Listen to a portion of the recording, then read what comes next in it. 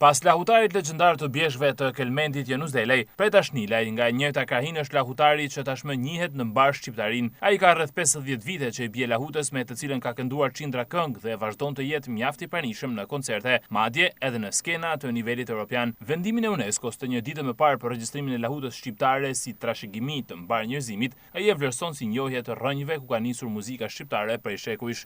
Një lajm i mirë për gjithë jo popullin, po për krejt kombin shqiptar.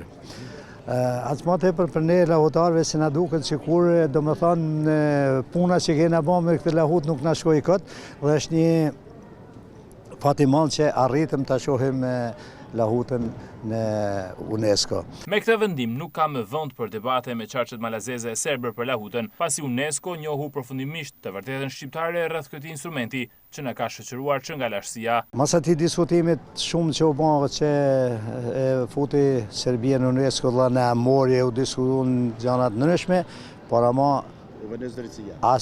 as kurkush nuk mund të na marrë një gjë që është e jona. Ajo është simbol i kombit shqiptar, është instrumenti më i lashtë, është rraj e jona. Lahuta ka qenë gjithmonë një thirrje patriotike për gjithë kombin shqiptar, një thirrje në breza për liri, pavarësi dhe vendosje.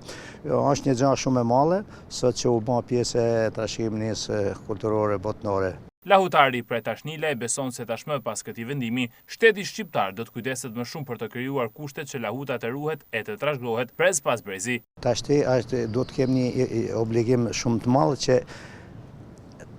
ta ruajmë, ta trashëgojmë në breza këtë instrument lashtë. Të punojmë shumë që t'ja ulëm brezave këtë instrument. Jo t'ja ulëm, po t'i mësojmë që ta ruajnë edhe ata, ashtu siç e kemi ruajtur dhe kemi trashëguar edhe na, edhe brezat që do të lëmë mbrapa edhe këta të arrujnë të trashëgojmë. Besoj që do t'ja arrijmë, do të punojmë, do t'ja ulëm brezave këtë trashëgimi kulturore. Brenda 3 viteve të fundit, nga Malësia Madhe janë 2 pasuri kulturore tepër të rëndësishme që u shpallën nga UNESCO si trashëgimi e njerëzimit, xhubleta dhe lahuta.